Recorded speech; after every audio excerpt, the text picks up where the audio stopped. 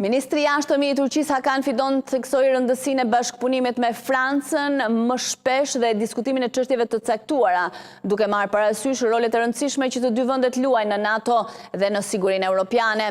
Theksuam se ka shumë gjëra që mund të bëjmë dhe këtu edhe për këtë arsye duhet të takohemi më shpesh dhe të diskutojmë çështje të caktuara, tha Hakan Fidan gjatë një konference të përbashkët për mediat me homologun e tij francez Jean-Noël Barrot.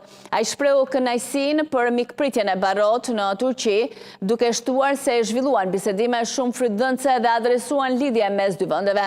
Fidan tha se patën mundësinë të diskutojnë marrëdhëniet mes Francës dhe Bashkimit Evropian, si dhe çështje rajonale dhe globale që janë të rëndësishme për të dyja vendet dhe se presidentët e të dy vendeve u kanë dhënë udhëzime politike për të avancuar më tej marrëdhëniet Turqi-Francë.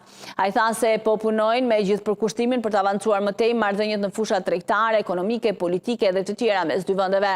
Kryediplomati turk theksoi se ka diskutuar me homologun e tij mënyrat për të tejkaluar ngërçin aktual në marrëdhëniet Turqi-Bashkimi Evropian dhe se çfarë mund të bëhet.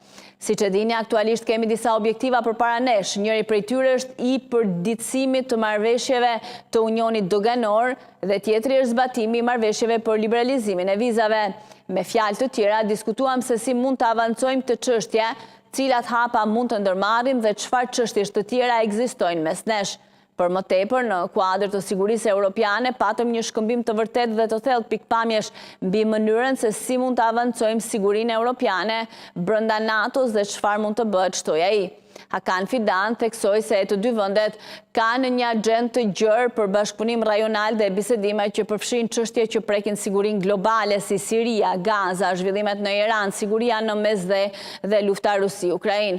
Ai vuri në dukje se diskutuan se çështjet mund të bëhen edhe për të siguruar luftën e vazhdueshme kundër organizatës terroriste ISIS, duke theksuar se kjo është një çështje e rëndësishme.